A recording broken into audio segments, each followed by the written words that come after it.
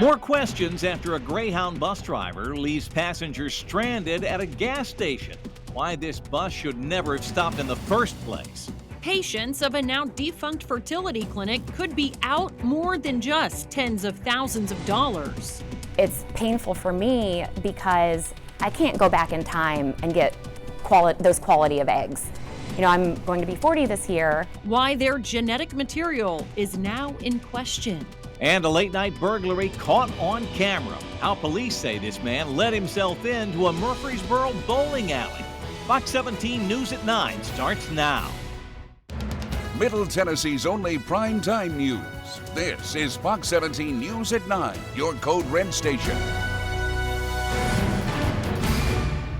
Breaking news tonight surrounding a former Metro police officer named in court documents involving the Covenant shooter's writings. The Tennessee Bureau of Investigation confirms it searched a home owned by Garrett Davidson. Davidson is named by another officer in court documents regarding the leak of the Covenant school shooter's journals. Metro judge ruled against making those documents public, but someone leaked them to the online publication Tennessee Star.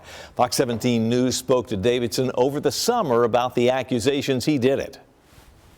It's obvious that there's an effort to, for one, ameliorate the department's responsibility in this matter as it is a party in this lawsuit, Metro government, with the open records case as it pertains to the Covenant documents. Davidson resigned from the Metro Police Department in December of 2023.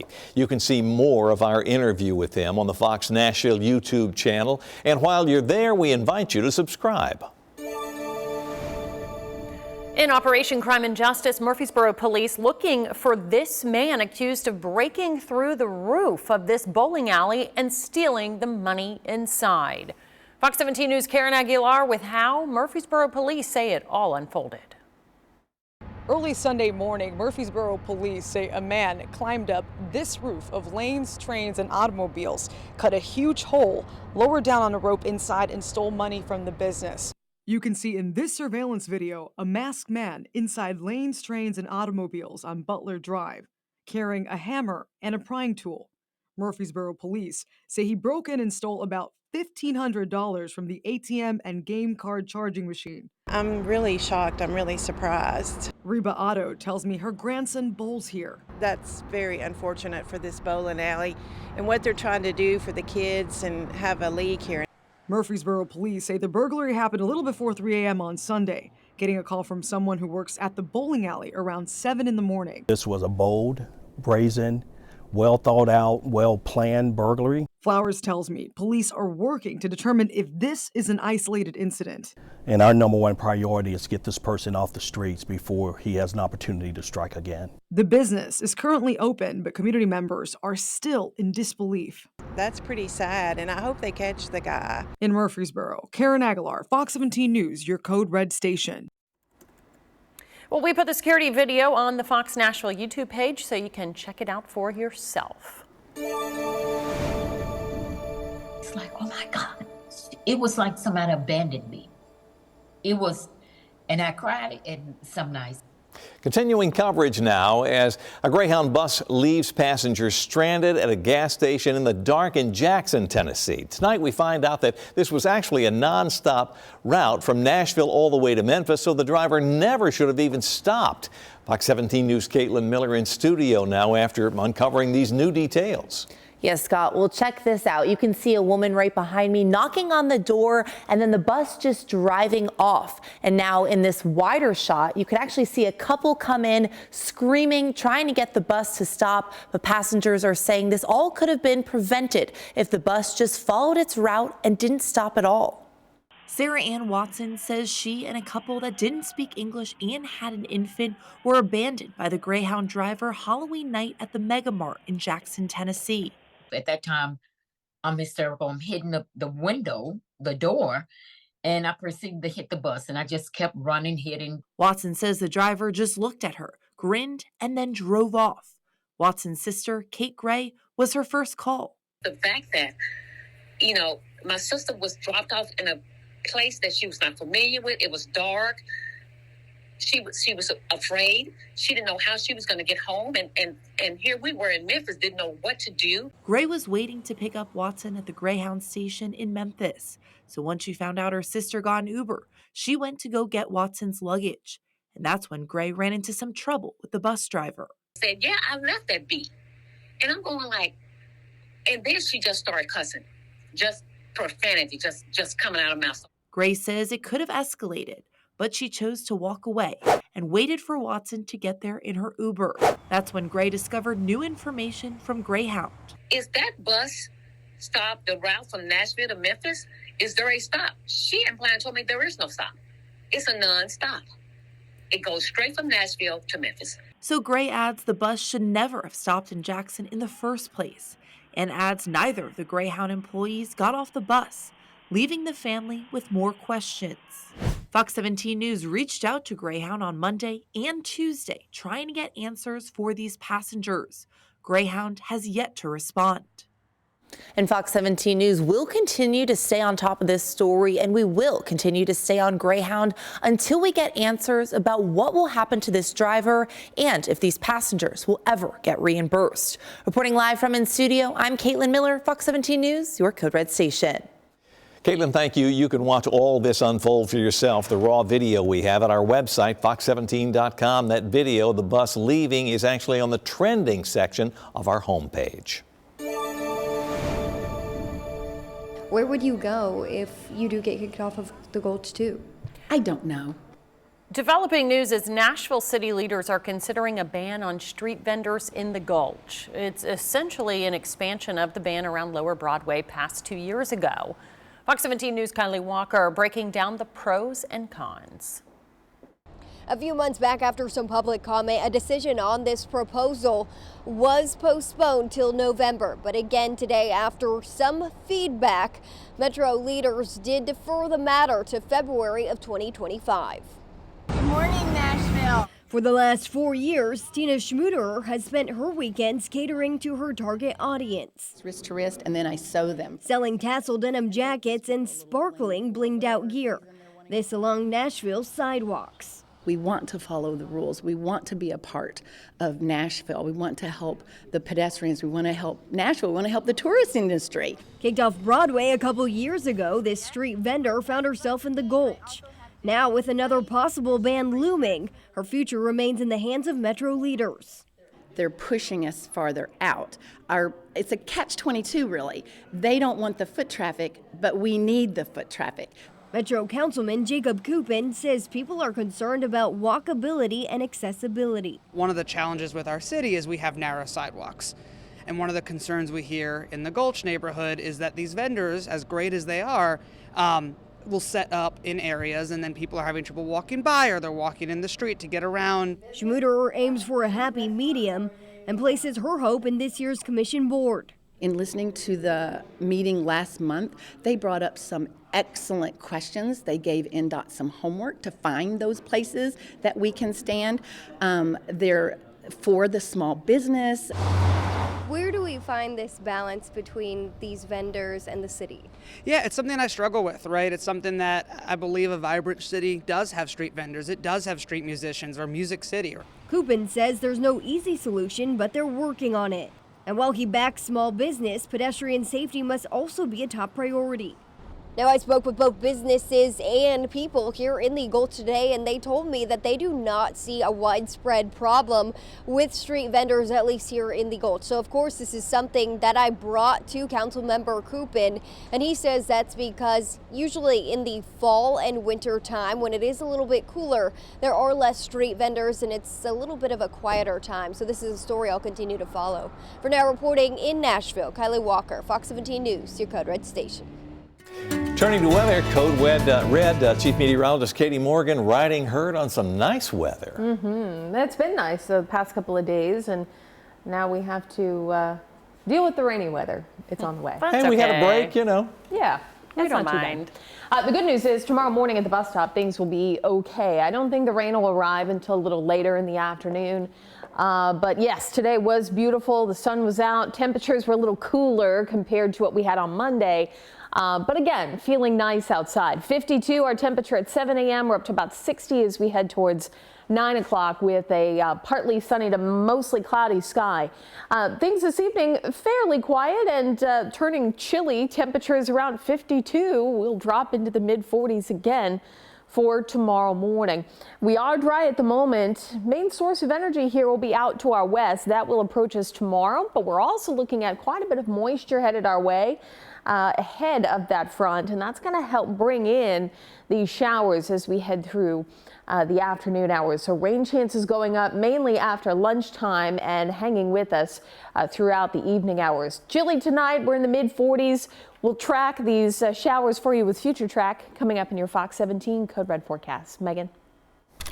A race against time for patients of a now defunct fertility clinic. Why the condition of their genetic material is now in question. And get ready to dig a little deeper just how much hosting a big Thanksgiving dinner will cost you this year.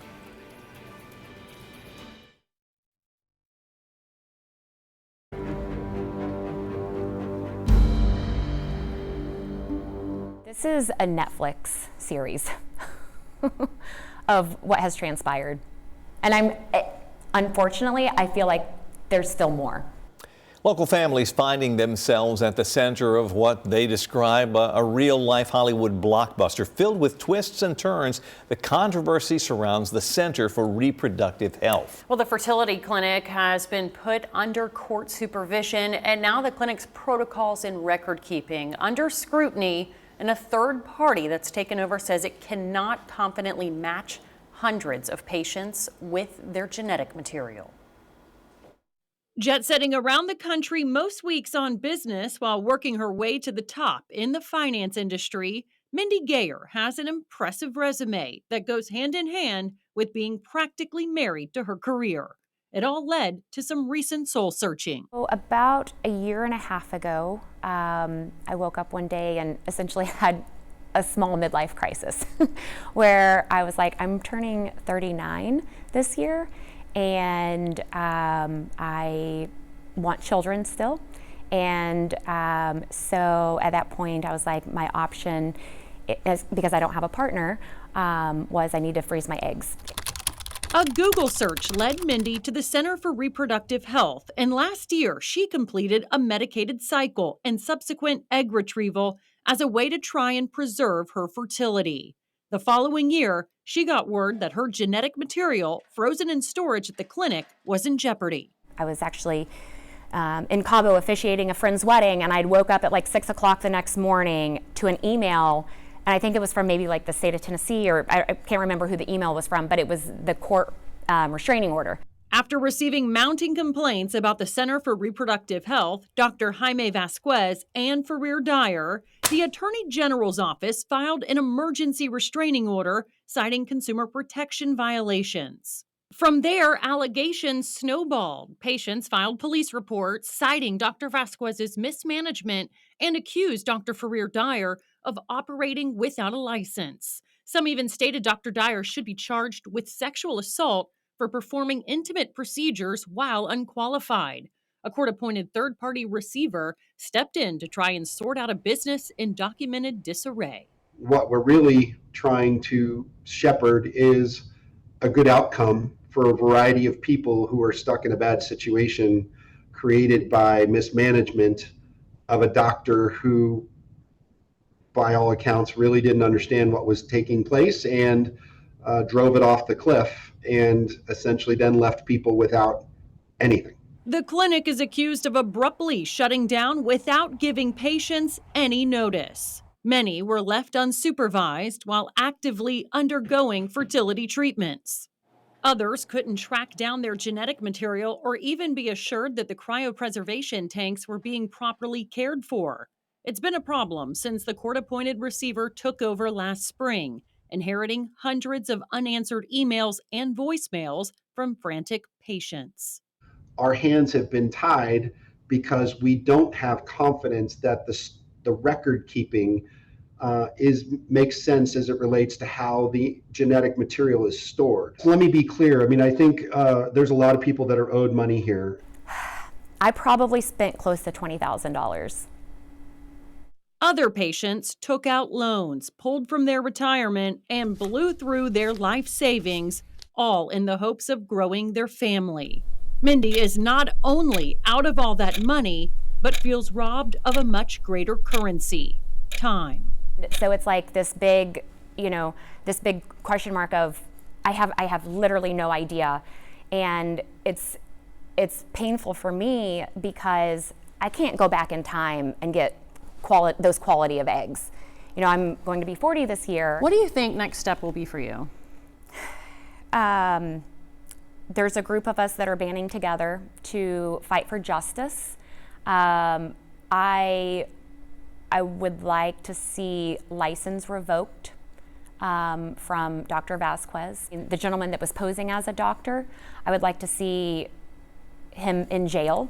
In September, the district attorney's office released a letter stating the facts of the case do not meet the legal requirements necessary to pursue a criminal prosecution for rape by fraud under Tennessee law, going on to say, our decision not to prosecute should not be interpreted as a dismissal of the suffering endured by patients involved.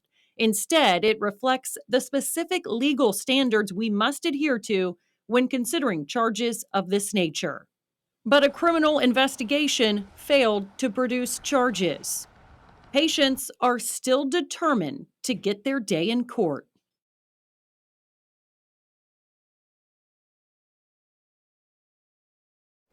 In tonight's Fox 17 News viewer poll, we asked you, should Tennessee require state regulations when it comes to fertility clinics? 139 people weighing in on this tonight. 69.1% say yes, 30.9% say no. This poll live right now. To cast your vote, you can scan the QR code there on your screen. It will take you over to our X page. Our handle's at Fox Nashville, and we'll show you another look at these numbers tonight in our 10 o'clock newscast. Going into Wednesday, it is the rainy day of the week, and we'll be looking at a pretty decent shot at some showers across the area. The good news is we will be code red free. This will not support severe weather, so we're not concerned with that. But we may find a few moderate to heavy pockets of rain out there, and a lot of this coming in the afternoon and into the early evening hours. All the while, of course, staying freeze free for now. Temperatures have been very mild for the fall, and we continue to see above average conditions for the rest of the week here. No temperatures near the freezing mark for us in Nashville. Weekend ahead, right now looking pretty nice, but got to get through the rain first. The overall setup tomorrow, we are pulling in a ton of tropical moisture here from the Gulf of Mexico, and that is going to interact with the front that comes in and provide us again that decent chance for rain. In fact, so much so that I think we could have 1 to 2 inches in some spots. Locally, higher amounts could be possible, closer to that 2-inch range. Generally, though, I would say around 1 inch is going to be likely, and on the lower end, maybe a 1/2 inch of rain. But this is a good soaking rainfall for much of Middle Tennessee if it does pan out. Tomorrow, again, in the morning, that'll be the time frame that we are mainly dry. We'll look at increasing clouds, better chances for showers developing as we head through the afternoon, and becoming a little more widespread as we head into the evening. Temperatures still, though, stay above average in those mid-60s for this time of year. Right around average, I'll say. Future track, we'll time this out here going through 9 a.m. A few of those showers mainly west of I-65 for the morning. Again, most of us, I think, do stay dry for the first half of the day. Wednesday around 12 noon, we are looking at a few more showers here from Clarksville, Nashville, down to Columbia. These will be in pockets early on, but notice as we head deeper into the evening, they do become more widespread. Pockets of heavy rain definitely possible for us that will continue in an off and on manner as we head through Wednesday night, and then more widespread as we head through the overnight hours, and this will be as the front is moving through, so you can easily see the cutoff where we've got more of the heavy rain compared to a few sprinkles going into the early morning hours, and that'll be as the front is passing through. Thursday morning will likely start cloudy with a few showers, but will clear as we head through the afternoon hours. We'll talk more about our rainy day, but also looking ahead to what may be our first cool down. We've been freeze free up until this point. We'll talk about when we might see some cold weather headed our way. That coming up. Scott. Thank you, Katie. Also ahead, adding up just how much the turkey and all the fixings for a big Thanksgiving meal will cost the host this year. And closed for the holiday, the popular store taking Thanksgiving off the menu. In the economy tonight, we are getting a better idea of just how much hosting Thanksgiving will cost you this year. Brace yourself, folks. On average, Americans will spend, drum roll please, $431 to host that meal. Now, this is according to a survey by LendingTree. Thanksgiving costs are up 19% from last year, and that includes food, drinks, decor. Now, a bit of good news. Analysts say that turkey prices are down roughly 2% from last year, so a small benefit for you. Overall, a third of people surveyed came clean, saying that hosting Thanksgiving dinner will be a financial strain. Target stores closing up shop for Thanksgiving, but you can get in line to shop the store early on Black Friday. Target says it'll open the doors at 6 a.m. on the day after Thanksgiving and then stay open through midnight. You can still shop at Target online on Thanksgiving, and those online purchases can be picked up in store the next day on Black Friday. Just to add speculation surrounding Tennessee's junior senator there, Bill Hagerty, the likelihood that he will be joining the Trump White House. 2 Florida men and so-called China hawks are set for big roles in the new Trump administration. I'm Matt Gelka in Washington, and I'll explain coming up. In politics, some insiders say Tennessee Senator Bill Hagerty could be a part of President-elect Trump's White House. A lot of people saying that, however, others have their doubts. Fox 17 News' Madeline Nolan taking a closer look at what could happen if Senator Hagerty is tapped for an administration role.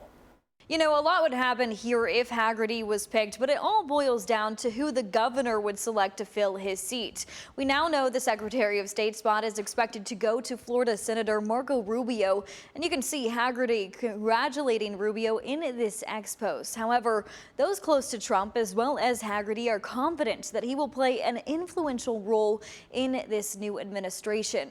Some pointing to the Treasury Secretary spot, but that has yet to be confirmed. But let's just say that Hagerty was picked for a cabinet seat. Well, his Senate seat would then open up and the governor would need to appoint someone to that seat. Creates a potential domino effect of not only do they pick a Tim Burchett, for example, well, that opens up a House seat for a special election. If you pick state senators, you kind of create a domino effect along the political line. So you could see a lot of chaos in Tennessee if that pick is made. There's still some speculation that Marsha Blackburn could be offering a spot in the Trump administration as well. So Tennessee produces a lot of great political talent, which means we get poached a lot by the national political parties, both Republicans and Democrats. Now, according to Steve Gill, on the governor's short list of people to fill Hagerty's seat are Congressman Tim Burchett, as you just heard, Speaker of the House Cameron Sexton, as well as State Senator Jack Johnson. Now, we did have the chance to talk to Congressman Tim Burchett about the possibility of filling Hagerty's seat, and he told us that he'd be honored to take over this role. But this is something that we will continue to follow as we learn more. In the studio, I'm Madeline Nolan, Fox 17 News, your Code Red station. Madeline, thank you. This is a live look behind me, Washington, D.C., the Capitol building, where they are beginning to have a clearer picture of exactly what President-elect Trump's cabinet will look like. Fox 17 News' Matt Galka now with a closer look. 2 Florida men are expected to take the lead on international affairs in the incoming Trump administration. Senator Marco Rubio will reportedly be named Secretary of State, and Congressman and former Green Beret Mike Waltz is expected to fill the National Security Advisor role. Both have a history of being China hawks, with Rubio sounding the alarm on the growing Pacific threat throughout his time on Capitol Hill. When someone writes the history of the 21st century, and we let this happen, they're going to write about us. And they're going to say that we were fiddling while Rome was burning, that we were allowing the Chinese to take over the world at our expense. Waltz has also been crafting a tough-on-China reputation while criticizing the Asian superpower's apparent intention to take Taiwan. He has served on the House Armed Services, Foreign Affairs, and intelligence committees. I think the Chinese are buying time. They know that their military isn't ready yet, but they are rapidly modernizing and expanding. Xi has all but said publicly, and now we're learning privately, he's told President Biden to his face that he's taking Taiwan one way or another. Analysts say that even Democrats can likely support the choices, especially Rubio, thanks to his experience and willingness to work with the other side. Rubio is currently the vice chair on the Senate Intelligence Committee and also serves on the Foreign Relations Committee. I think most people think that would be a responsible choice. It would be somebody who does know international relations, who has been around these issues now ever since he got into the Senate. We're hearing from people even inside the Biden administration.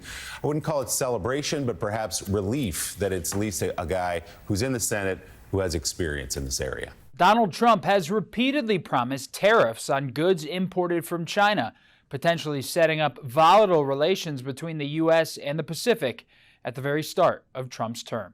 Reporting in Washington, I'm Matt Gelka. And new tonight, President-elect Donald Trump tapping Fox News Channel weekend anchor and Hendersonville resident Pete Hegseth to his cabinet. He will be serving as Defense Secretary. Hegseth is a U.S. Army veteran who earned 2 Bronze Stars. Chilly for tonight as we drop back into the mid-40s for the afternoon. And despite the fact that we've got clouds and rain on the way for Wednesday, temperatures will climb into the mid-60s for the afternoon hours. 66 here in Nashville, 64 in Dickson, with mid-60s out towards Cookeville, Clarksville around 62, and Murfreesboro right around 64 degrees for tomorrow. Again, despite the clouds and the rain that we will see. Now, rain will be intense at times.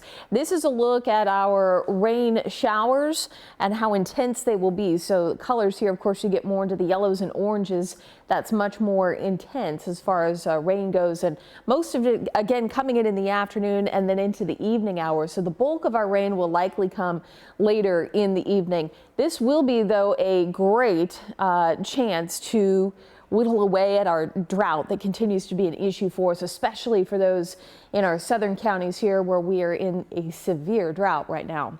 We'll talk more about some cooler air that may be on the way going into next week, and we are not done with the tropical season just yet.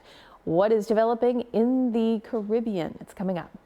Massive changes ahead for this country's immigration policy. I'm Christine Frizzell with some brand new developments. And tracking lost luggage, the new tool to help you find your bags when you have problems with your flight. In politics tonight, we are getting a better idea of how President-elect Donald Trump will carry out his campaign promises to begin mass deportations of illegal migrants and to secure the southern border. Fox 17 News' Christine Frizzell has the latest details, and we want to know what you think about the issue. You can scan the QR code that airs during this story.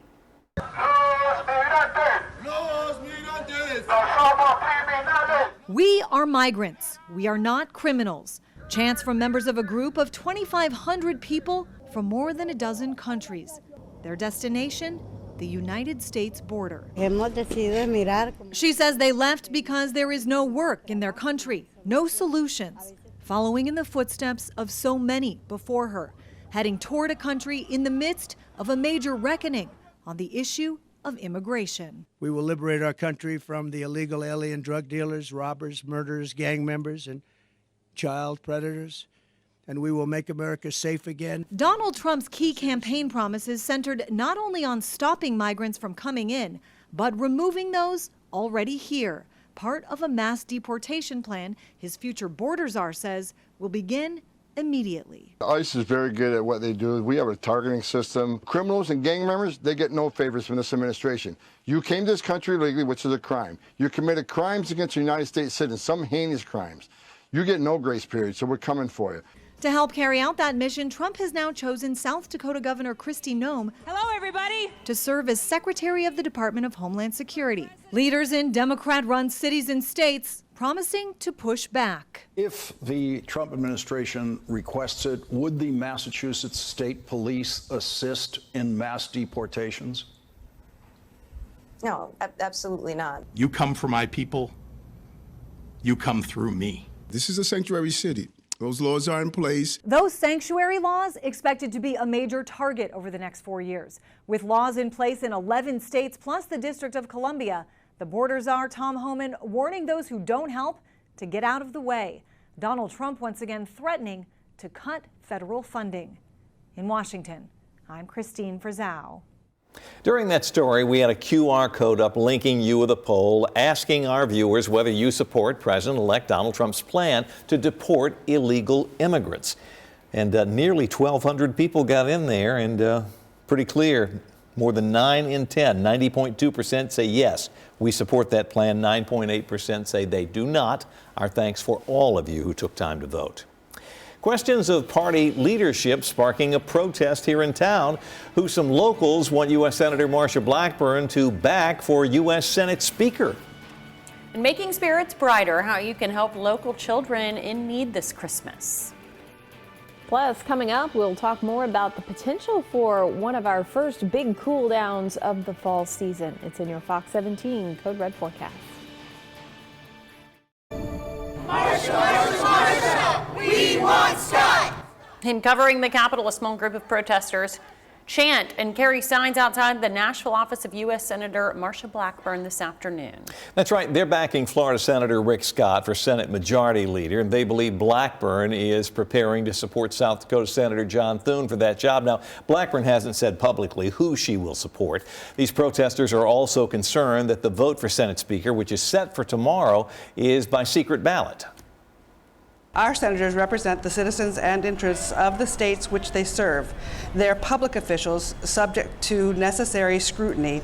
A secret ballot is wholly inappropriate for such officials and suggests either intent to obscure, intent to escape accountability, or both. These protesters, who say they're from here in Tennessee, believe that Rick Scott is the best person to help President-elect Donald Trump carry out his agenda. Well, new tonight, the Nashville Public Library Foundation receiving the largest donation in its 27-year history.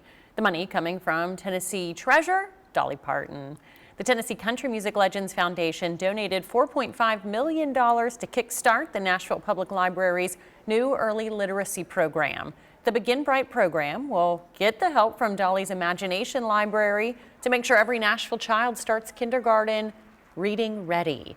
It will provide training and literacy resources to parents and other child care providers. The program is set to top launch in the spring of next year, and Dolly's Imagination Library has been supporting literacy in Tennessee for nearly 30 years. In your community tonight, some Tennessee Titans players helping spread a little holiday cheer for some local foster children. They are teaming up with youth villages, trying to help get their annual Holiday Heroes toy drive off the ground. Some of these players unloaded toys today. They helped to sort donations, while others actually helped to put together some bikes and scooters for the kids. Youth Villages is looking for more donations and some shoppers to provide toys for children this Christmas. They have wish lists, so you can go out there and shop for things you know are needed, or you can make a financial donation if you're able. We have a link with more information at our website, fox17.com. Chilly weather has been scarce in the fall, and it looks like some models are hinting at the potential for our first big cool snap headed our way next week. Now we're talking about 9 days from now, so there's still a lot of wiggle room between now and then where we may or may not end up with that cold air. But it is something that is starting to trend on those long-range models. So I always like to at least start talking about the potential when we get into that 9-10 day frame. Now, the latest first fall freeze on record in Clarksville is the 25th, in Nashville the 27th, and the 14th for Crossville. So we're kind of getting into that territory where it's kind of a late first fall freeze for us here. We may get close to those records. But what we're looking at as far as dates go would be 21st, 22nd. It would be late next week, Thursday, Friday, potentially into Saturday. Again, all depending on the pattern. As we get a little closer to it, we could easily see some shifts. But what we're looking at, coldest air of the season potentially, where temperatures could be near, if not just below the freezing mark, and that would signal our first fall freeze. And most importantly, it would signal an end to the bugs of the season. So it is something we will keep our eye on as we get a little bit closer to next Friday, we'll say. Something, though, that we are keeping a very close eye on right now is something that is brewing in the tropics. Believe it or not, it is still hurricane season till the end of November. This now has a high chance of development, and believe it or not, some of the long-range models want to develop it into a hurricane, some a major hurricane, kind of hanging out here in the Caribbean and then potentially working its way into the Gulf of Mexico and could have impact here in the U.S. Time frame for that would be next week, and sites right now have set on Florida, which would be just awful given the year that Florida has had so far. So things again still disorganized this evening. This is what we're watching here, and will likely develop in the next couple of days. So we will be watching that very closely, especially with U.S. potential impacts. Here's a look at your 7-day forecast. We're looking at 60s for the rest of the work week. Rainy days Wednesday into Thursday, and then another chance for rain developing early next week. Just ahead, help for those who serve, the resources available for vets battling PTSD. And a peaceful transition of power, the plans in place for the presidential inauguration. News tonight, a new study of veterans find that many are dealing with post-traumatic stress disorder after serving our nation. Well, Fox 17 News' Angela Brown has a closer look at the impact in veterans and treatment options to help our soldiers. Data published by Veterans Affairs found that 23% of veterans using VA care had PTSD at some point in their lives, higher than the general public at 6%. Dr. Lee Richardson, founder of the Brain Performance Center, treats veterans with PTSD and believes that number is actually higher. One of the most negative consequences of PTSD is suicide, and the veteran suicide rate has increased annually. According to the 2023 National Veteran Suicide Report, the suicide rate among veterans from 2020 to 2021 increased by 11.6%, while the suicide rate among non-veteran U.S. adults increased by 4.5%. Treatment is critical. There are things you can do for PTSD. Counseling is one that helps. Neurofeedback, creating change in the brain, creating neuroplasticity in the brain. The VA says evidence-based therapies are among the most effective treatments for PTSD. They can include cognitive processing therapy, helping veterans to identify how traumatic experiences affect their thinking. And prolonged exposure helps veterans address traumatic memories by confronting these challenges directly. In Washington, D.C., I'm Angela Brown.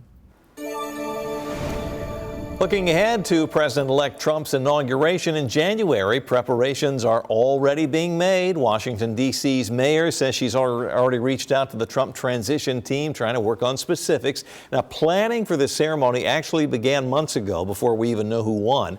4,000 D.C. police officers will be working that inauguration ceremony.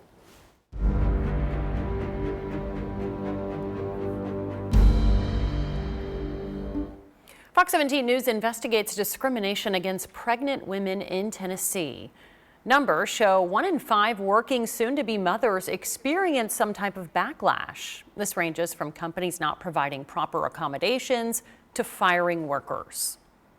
A lot of moms don't understand how stressful it really is until it actually happens to them. Sorry.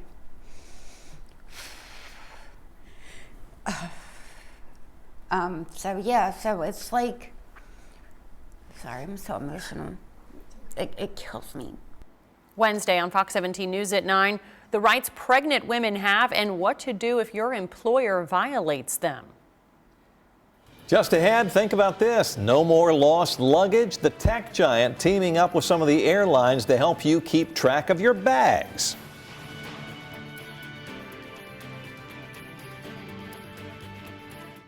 Well, get this, just in time for a busy holiday travel season, Apple is revealing a new feature to help you find lost luggage. I think a lot of people just turned around and said yes. In the Find My app, Apple users are going to be able to generate a link to an AirTag that you can put in your bag that will share directly or could be shared directly with the airlines. This new share item location feature will allow passengers to send a link showing the exact location of their luggage. So if they don't know where it is, you say, here it is. Customer service with 15 airlines will be rolling out this feature, including Delta and United Airlines. Users can disable the link anytime they want to. It will automatically expire when the user is reunited with their AirTag or after 7 days.